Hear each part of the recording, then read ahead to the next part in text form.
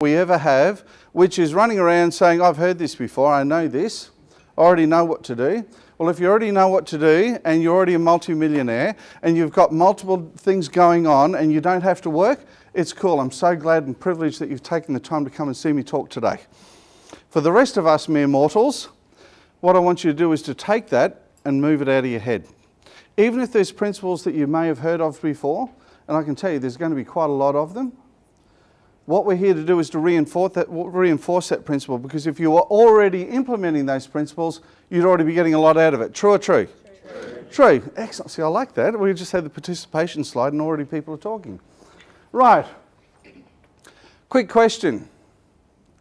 I won't ask you to stick your hands up. But who here believes that they're truly driving their business, or is their business actually driving them nuts?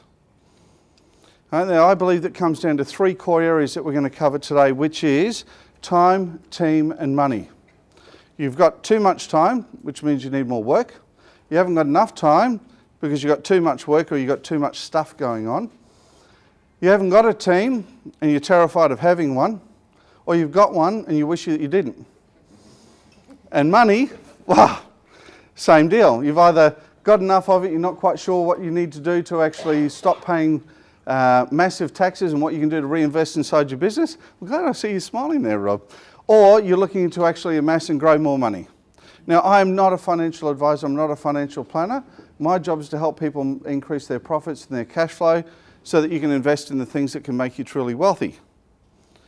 That's probably not going to be your business. The things that are going to probably make you wealthy is other businesses. Stocks, shares, I don't know. Have we got any financial planners in the room? Can we give a couple other examples? Property. Thank you. Have we got any real estate agents in the room who are thinking, you bugger, you forgot me?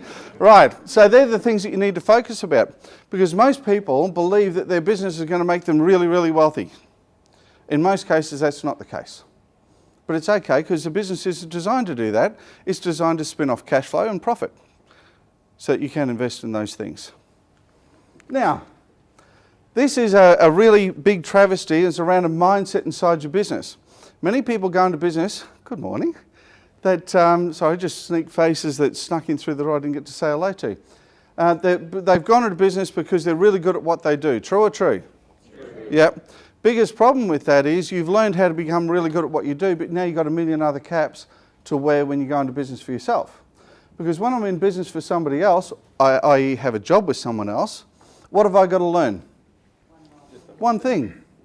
One thing. How to be really, really good at what I do. And that's what usually stimulates us, because we're sick and tired of working for the turkey who doesn't do the job just quite as well as you did. Trouble is, when we go into business for ourselves, we now have multiple hats that you have to wear. What do you have to be now? You've got to be the sales manager, you've got to be the marketing manager, you've got to be the HR manager, you've got to be the finance manager, you've got to be the operations manager, you've got to be the general manager, you've got to be everything. Now, we spend years learning how to do what we do, but we don't tend to spend as much time until we wake up one day and realise we need to do better at it to learn how to do what we do better. So what I want you to do is to remember that if you want to walk away from a job today with the idea of a job, you're going to be just over broke. And that's where a lot of small business owners are. They've reached this stage of their own level of incompetence, also known as the Peter principle or the glass ceiling principle. They've gone as far as they possibly can for what they know, but you need to learn how to break through it. And some of the things I'll show you how to do today, that you can hopefully go away back to your accountants and your financial planners and your bookkeepers and ask them better questions, because when you ask them better questions, you're going to get better what? Excellent. And wasn't it funny that all the accountants and bookkeepers actually answered that question? Which is good. Here's a big part of it. A lot of times inside business we have a problem with burnout. And the burnout occurs from what? Attitude. A lot of times those attitudes are actually contagious. So what you need to do is avoid people who have a bad what? Attitude. And surround yourself with people. Right, look around you. Look around you. You've got almost 100 people here this morning who obviously have taken the time, effort and energy to learn how to grow their business. Do you think that the people in this room are probably the right people for you to associate with? Yep. Do you think there might be some people in your life who are dragging you down, who aren't adding to the value in your life, that perhaps you should introduce to other people in your social circle or outside your social circle? Yes. As a business owner, I want you to focus on this. Now, we've got a combination of business owners and we've got a combination of team members in here this morning. Can I have a show of hands for the business owners, please? Good. Team members? Go on, stick your hands up. I've got a couple over here that didn't stick their hand up for either. Right. This is a simple thing that came out of a guy from New Zealand a few years ago, actually, which I really, really liked. I picked it up about 6 or 7 years ago, and I would love to give him attribution if I could remember his name, but I can just Google it. This is what we call the cycle of business, and the cycle of business runs in one direction and one direction only. You, as the business owners, have got one job as your business grows, to look after the team. And initially, if you're a sole trader, how many people have you got in your team? No. Aha! Trick question. So no, you don't have just one person, because you've got people that you work with your business. There might be subcontractors, there might be suppliers. You've got, did I not mention your accountants, bookkeepers and financial planners and the like that you should be talking to? Right? They're all part of your team.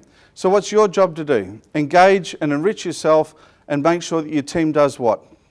Helps you to look after your customers. How do we look after our customers? A couple of quick things.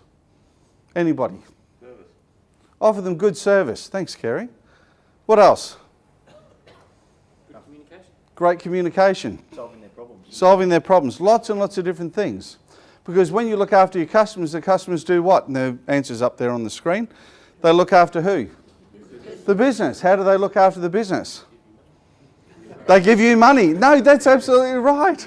Spot on. That's a correct answer. It sounds a bit facetious, but what they do is they pay you, they refer you, they pay your bills on time, they come back and use you again, and they come back to you with other problems that are looking for solutions.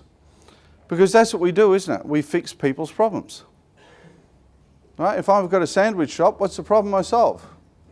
Hunger, right. So if you think about it, we're all in the problem-solving business. And the business looks after the owner by doing what? Profits. Excellent. Bill's known me for a long time, so that's a dead giveaway, that one. It provides profit and cash flow for you to do the things that you need to do. If something's broken in that cycle, we need to address it. So if you look at all the problems that are occurring inside anybody's businesses at any one particular time, it's an outcome. It's something that sits on the right-hand side of an equal sign. And yet we spend so much time focusing on the outcome rather than looking for the source issue that we lose track of that. So today we're going to cover some of the source issues that covers that, and then look at what you can do to overcome it so that you can actually change your outcome. Is that okay with everyone? Yes. Do we have to stand up and pull in the personal trainer? No. Excellent. See, I got a much better response there. There's some basic things that you need to cover inside your business. But again, this is what I alluded to before, that when you first go into business, all you need to do is learn how to do what you do. Or to do what you do. Now we've got to learn how to do it much better. And we're going to cover some of those things today. Who here has thought about this? Now, this is not usually a question that most people ask themselves, but if you don't ask yourself the question, what does my business look like when it's finished? And when is that? How can you plan to achieve that outcome? Otherwise, all you're doing every day is just going with the flow, going wherever could, would, should. It'd be like getting in the car, and some of you heard me use this analogy before. It's like me taking the family on a holiday, knowing that I want to go somewhere, and being upset that when I arrive somewhere that it's not where I wanted to be. True or true? True. Right, business is no different. So work out where you want to end up. What does a business look like? Do you want to sell it? Do you want to have a succession plan? Do you want to put it under management? Do you want to just walk out and shut the door and walk away one day? I don't know, whatever's right for you. When is that? Is that now?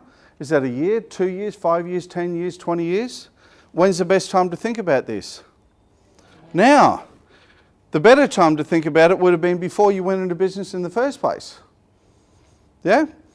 For any of you who have actually gone to Amazon and bought my first book, which was a bestseller called How to Turn Your Idea into a Multi-Million-Dollar Business, the first question that it asks you inside that book was, should you be in business and what do you want to get out of it? How many here actually honestly, morning Nikki, see people sneaking all over the place. Who here thought about that before they actually went into business? Very few of us, because while we're full of vim and vigour and passion and we just can't wait to get out there and change the world, true? Yeah. But we don't know where it's going to change. It's going to change somewhere. Let's go through. This is a simple concept and I really want you to write it down. This is an adaptation of Stephen Covey's 7 Habits of Highly Effective People. Now it's not inside the book, Mr. Ray, but it is on you can write the notes on the back. Anybody here read 7 Habits of Highly Effective People? Fantastic book. Right, there's some real basics, I believe, that if you haven't read them, you need to, and that's one of them. Right, the E-Myth by Michael Gerber would be another. And I think Napoleon Hill's Think and Grow Rich, which had nothing to do with money, my personal opinion, is another one, which I really, really love. It's all about attitude, mindset, and moving yourself forward by going the extra mile. An oldie but a goodie. What are some of the things that suck up our time that are not urgent and not important? Email. Yes. Email can be. Facebook can be. Yes. Being led by my feelings on the day. Yes. Yeah. Things that create distraction. Okay. Now the biggest problem with distraction is that we've now lost focus, haven't we? Yep. Which is one of the reasons why I believe we should all do things, and one of the things I work with my clients is looking at how we then break down their day and have a default diary so that they get the stuff that they need to get done and the other stuff just works its way back out. True? So what are the things that are sucking up your day? We look at things like, should I keep it? Should I delegate it? Should I outsource it? Or should I eliminate it? That's a really important point to write down. Number 1, should I keep it? Should I delegate it? Should I outsource it? Or should I eliminate it? They're the 4 questions that I ask myself on every single thing that takes up my day. Because when I'm in business, what's the most important thing that I can be doing? Making money. Yeah, doing the stuff that makes you money. And yet how many times do we do other things that don't do that or support that activity? How many times can you do something that you shouldn't be doing? I can do it, but I shouldn't do it. Right? Seriously. I coached for a number of years a guy who owned a pub, and he would spend hours before he opened up the pub every single morning cleaning the pub. Now, I don't know about you, but the whole idea of an hour ago he had his hand down a toilet cleaning last night's party, and now he's pouring me a beer, is not really conducive. And then he's walking into the bistro handing out meals. Yeah? Not exactly healthy. On the other side of things, do you think it would have been more effective for him to be more proactive in his planning, his execution of his marketing, and getting all the other stuff done, making sure his team are well trained, making sure that his equipment's well maintained, everything's working really well inside his business, and paid someone else the few dollars it would have taken to clean the toilets? And do you reckon they would have done it faster? Do you reckon they would have done it better? Right, and I use this quote on September 18, and for those of you who haven't had it, write it down. If you have got it, write it down again. Unsuccessful people will generally spend time to save money. Successful people will usually invest money to save time. Because I can make more money, but I can't make more time. We've all only got 24 hours in a day. True or true? True. So why is it that some people tend to be able to get a lot more done than others? Yes, I can. Love to. Unsuccessful people will usually spend time to save money. Unsuccessful people will generally spend money to save time. Successful people. Now that was really good. Now that's a nice way to trip me up. We can edit that out. Yep, good. Yes, everyone got the general gist of it, I'm sure. So make sure, what are you doing? Are you investing in something that you can renew or not? What should you be doing? Why should you be doing it? What are the things that are causing distraction inside your business? And there's a whole heap of exercises that I don't have time to take you through today that can show you how to break down those things for the day. But when we look at some of the other things which are urgent but not important, what's a good example of something that's urgent but not important that we delude ourselves around? Your bass. Sorry? Like your bass, if you still got time to do it. No. Could be. I'm thinking more along the lines of who here has a telephone? There? Okay. Seriously. The other 90% of the room that didn't put their hand up doesn't use a telephone. You use a soup can with some strings through it, right? Who here has a telephone? Right. If I ask a question, I'd like a answer. Excellent. So if you've got a telephone, when the telephone's ringing, is it urgent or not urgent? It's urgent because it's ringing. Is it important or not important? You don't know until you answer it. So why do we have things where we allow these things, we delude ourselves that, oh, if I don't answer the call immediately, I'm going to lose that customer. If you've looked after people properly and you've set clear expectations with each other, and I don't get take your call straight away, but I call you back in a reasonable period of time, am I still looking after you? Yeah? So why have I allowed the distraction and been deluded by the fact that I have to answer this call straight away to occur? Who here uses email? Yeah. And we heard that as a big time waster earlier, right? Who here has a little sound that occurs when the email comes into their inbox? Can I give you a suggestion? Turn it off. Minimise your email and make times that you're going to go back and check your emails. Is someone going to be dead, dying, or a building burning down if they send you an email? No. Highly unlikely. So why do we think that the earth's going to end? Well, one of those chicken little moments, right? The earth's going to end, the sky's going to fall down if we haven't answered that email and checked it straight away. Because who here gets the occasional email that really isn't that important? I got no idea where somebody decided that I needed Viagra. Right, so there's also other things that can come in there, right? Stuff that's important, but it's just not urgent. So why not make the time to allocate to it? The next area on the time target, as we put it, is called urgent and important, which is what we call the demand. This is the stuff that makes you money. These are the things that are important, because what are important to us? What's the most important thing to all of us in business? Sorry, what was it? Our customers, yes. Thank goodness you all had the right answer. Right, so our customers are the most important thing. When we service our customers, is it urgent? Yes, of course it is. Is it important? Yes, it is. And yet if we're caught up in so much time that's delusional and distracting us all day, we tend to let some of those standards slip. And yet, you know what? What sort of business do we have without our clients? You don't have one. You got a name on the door, you got a shingle on the roof, you got a phone number for someone to call, but if no one's calling it, you haven't got much at all, have you? Right. Next area. There's stuff that's not urgent but important, and we spoke about this in September, and that's what we call our zone space. This is the stuff where you're working on yourself and on your business. Now I do say that in that order. Being here today allows you to increase the knowledge that you have that you can take away to implement inside your business. True or true? Excellent. Thank you very much for the compliment. The other side of things is that we've worked on ourselves and it's allowed us to work on our business. How much time? I won't ask people to stick their hand up, but I would like you to think for a moment. Do you actually have a business plan that you're going to follow in 2016 that's going to take you to the place you want to be? Do you have a budget-driven, outcome-driven marketing plan that you can rely on for 2016? Knowing how much you're going to spend on what, to say what message, to who, to get what outcome. Do you know, I can ask this question because a few people can stick their hands up. Do you know what you're going to do specifically in the first 13 weeks of next year, the first quarter of next year, to take you one step closer to your annual goal?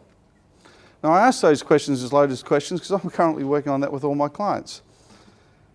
True or true? True. They know exactly where they're going to be this time next year. They know what milestones they need to go past to get there, and they know specifically what they have to do in the first 13 weeks of next year to get one step closer every week for those 13 weeks so that when they tick off the boxes, they've hit their goals.